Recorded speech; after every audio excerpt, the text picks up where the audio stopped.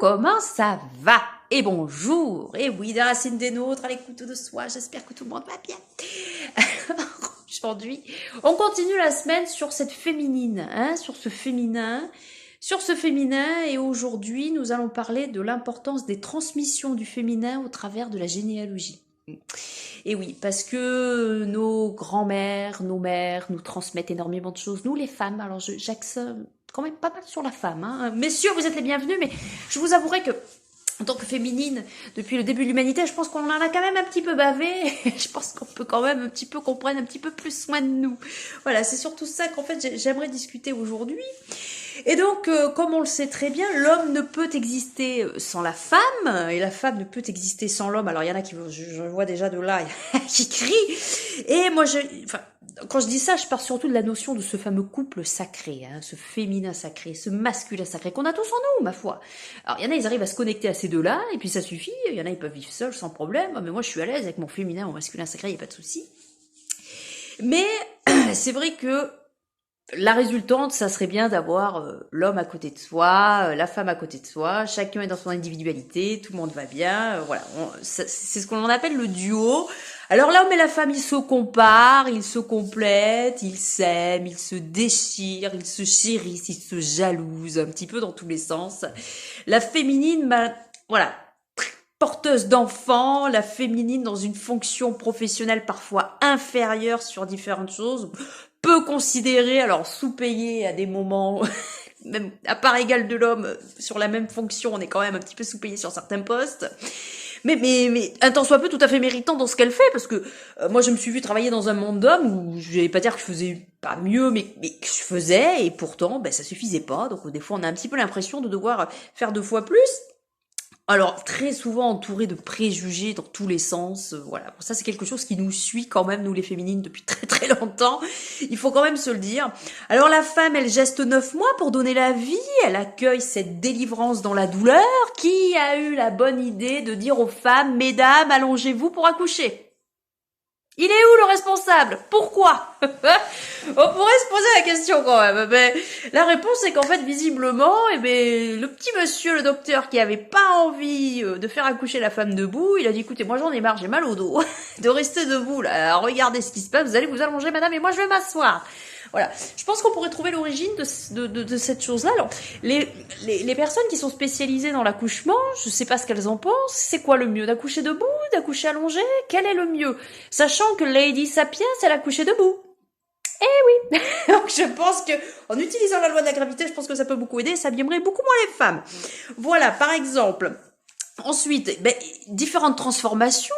Pendant cette grossesse, les femmes sont transformées, mais les femmes sont transformées tout au long de leur vie. Les hommes également, mais je pense que les femmes le ressentent beaucoup plus. Entre la puberté, le fait de devenir une jeune fille, le fait de se marier, le fait d'avoir des enfants, ça transforme une femme, ça transforme la femme en général. Alors nos grands-mères, nos mères, nos aînées, nos anciennes, elles aussi ont vécu, suivant leur époque, énormément de choses, énormément de chocs, énormément de traumatismes. Alors aussi de belles choses, bien évidemment. Mais elles ont aussi vécu pas mal de choses un petit peu douloureuses, aussi bien sur le plan physique, sur le plan psychologique.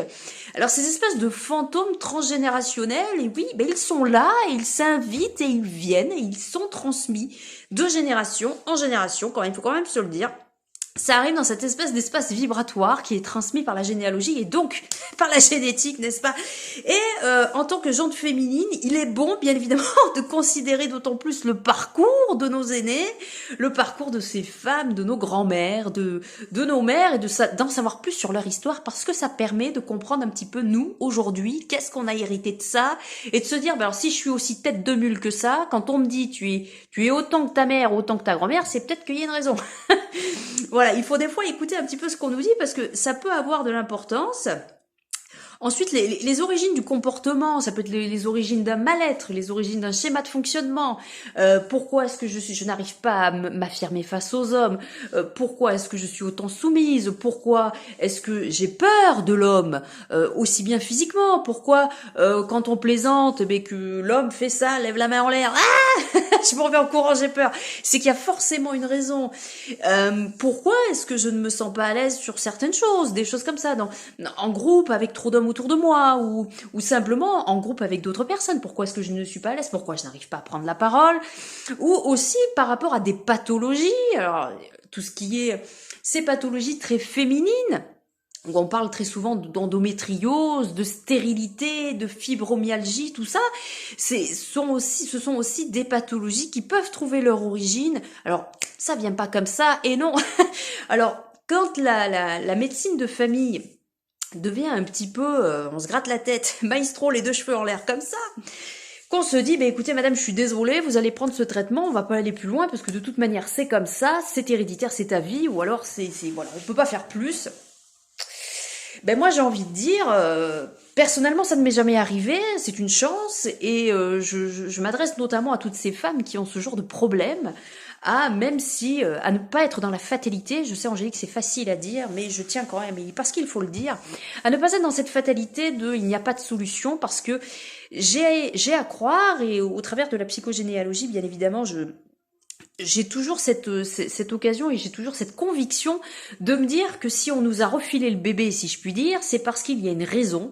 Et si une personne qui est dans ce cas-là d'une maladie féminine, qui est dans l'hérédité, ou du moins qui est difficile à dépasser, c'est qu'il y a quelque chose à aller chercher, et c'est qu'il y a une origine à trouver.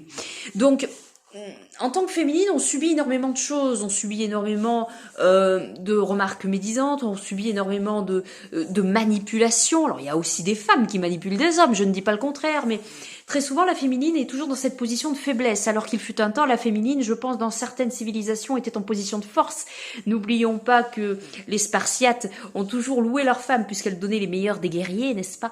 Que les femmes vikings avaient énormément de pouvoir aussi, il y avait aussi énormément de place, elles pouvaient tout aussi bien régner aux côtés de l'homme et prendre autant de décisions que lui, et étaient parfois aussi même très consultées pour certaines décisions. Il y a énormément de monarques qui ont mis leurs femmes très en avant. En Égypte aussi également, les femmes étaient mises en avant et étaient même décisionnaires, notamment cette lumineuse Hatshepsut qui était une femme incroyablement forte dans tous les sens du terme, aussi bien sur le physique que dans le caractère, visiblement, d'après les recherches.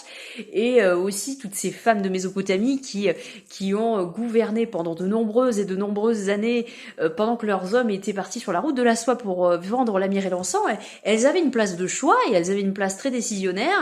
Et donc la femme n'est pas faible, la femme est loin d'être bête, et la femme est loin d'être une personne fragile. Et je pense bien au contraire que la femme est toute puissance dans...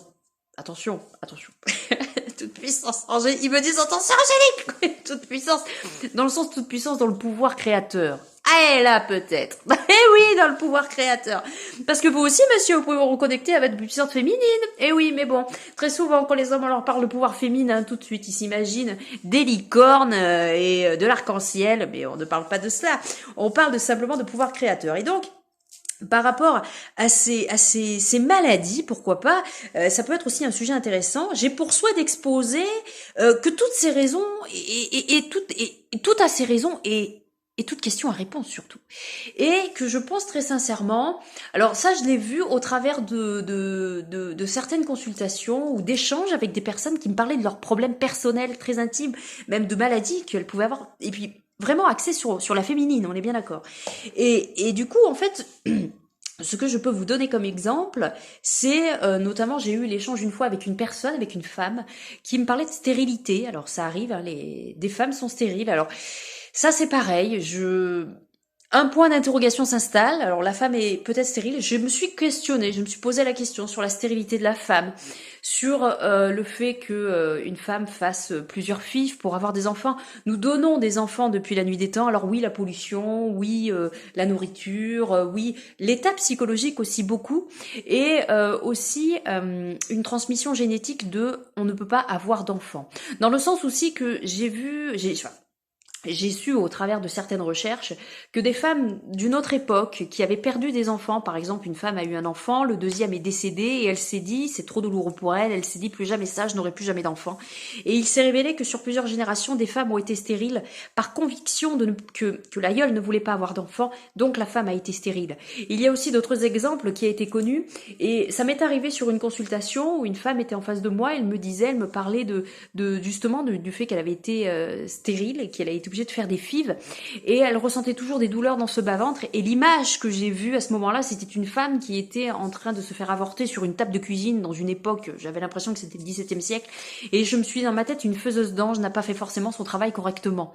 Et je pense que sur d'autres plans, le travail effectivement n'avait pas été fait correctement et la blessure était restée ouverte et les choses n'étaient pas refermées et une mémoire était installée à cet endroit-là au niveau de ce chakra racine et au niveau de ce sacré également. Et c'est pour ça que je pense, alors je ne suis pas je ne suis pas allée plus loin dans la consultation avec cette personne que je n'ai jamais revue, mais c'était vraiment dans la conviction, c'est ce que l'on m'a fait comprendre. Cette personne venait pour autre chose ce jour-là, on ne peut pas tout régler d'un coup, mais c'est vraiment ce qui m'était revenu dans l'esprit à ce moment-là, que ça pouvait éventuellement venir de mémoires qui étaient bloquées à l'intérieur du corps énergétique et de mémoires anciennes, qu'elles soient transgénérationnelles ou karmiques, autres, mais de mémoires qui pouvaient être là et que donc qui ne lui appartenait pas forcément. J'ai également souvenir d'un témoignage d'une femme qui explique qu'elle a un cancer du sein. Fois plus attribut très féminin, le cancer du sein est très attribué à la féminine. Et cette femme expliquait donc que elle ne comprenait pas, c'était la seule de sa famille, alors c'est une femme qui avait une cinquantaine d'années, la seule de sa famille à avoir ce cancer du sein. Et donc elle explique ça à des psychologues et puis des scientifiques et des gens spécialisés dans la psychogénéalogie qui ont fait des recherches et qui se sont rendus compte que cette femme était très reliée à sa mère et à sa grand-mère. Et la grand-mère ayant vécu la Seconde Guerre mondiale à Amsterdam, Amsterdam a été bombardée, je crois, et ils ont vécu une grande période de famine.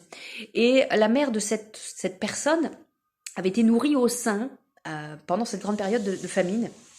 Et donc, la transmission qui avait été faite sur le plan de la génétique, c'était de ne pas pouvoir nourrir son enfant avec ce sein, qui normalement est censé donner la subsistance à la vie, avait été transmis sur les générations futures ce mal-être de ce sein malade. Et donc tari, puisqu'il n'y avait plus d'énergie, plus de vie pour donner de la nourriture. Et donc c'est la petite fille qui a reçu le cancer à l'âge de 50 ans, ce cancer du sein. Et ils se sont rendus compte que ça venait de là. Donc en faisant un travail de thérapie visiblement, et aussi un travail médical bien évidemment de chimiothérapie, mais déjà dans le travail de l'acceptation, et dans le travail justement de se dire voilà, cette mémoire c'est à moi de la transmuter, donc ok, j'accepte de le faire. Donc cette personne a pu guérir et cette personne a pu être soignée. Donc je ne dis pas que toutes les origines de tous ces mots viennent spécialement de là, mais pour certaines personnes il peut être une bonne idée à des moments. Des fois ça peut aider à la guérison, ça peut aider aussi à comprendre le sens de son histoire et ça peut aider aussi à comprendre le sens et le cours de sa vie.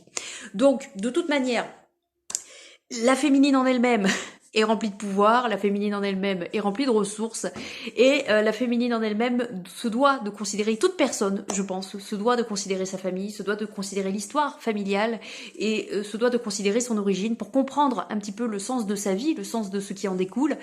Et honnêtement, moi-même, dans mon parcours en tant que femme et dans ma lignée familiale, j'ai compris énormément de choses, surtout sur le niveau des comportements, au niveau de la façon de vivre, que beaucoup de choses appartenaient aux féminines de ma famille, mais vraiment très éloignées, dû à une puissance collective, puisque en tant que femme, nous avons, que ce soit l'énergie masculine, l'énergie féminine, nous avons aussi l'énergie du collectif qui est là, et dites-vous bien que quand vous réussissez à vous connecter avec votre énergie féminine et quand vous réussissez à transmuter et à guérir les blessures des féminines, vous ne guérissez pas que la vôtre, vous guérissez également celle du collectif et vous contribuez brique par brique un petit peu plus à l'évolution de notre univers, et ça c'est quand même très important.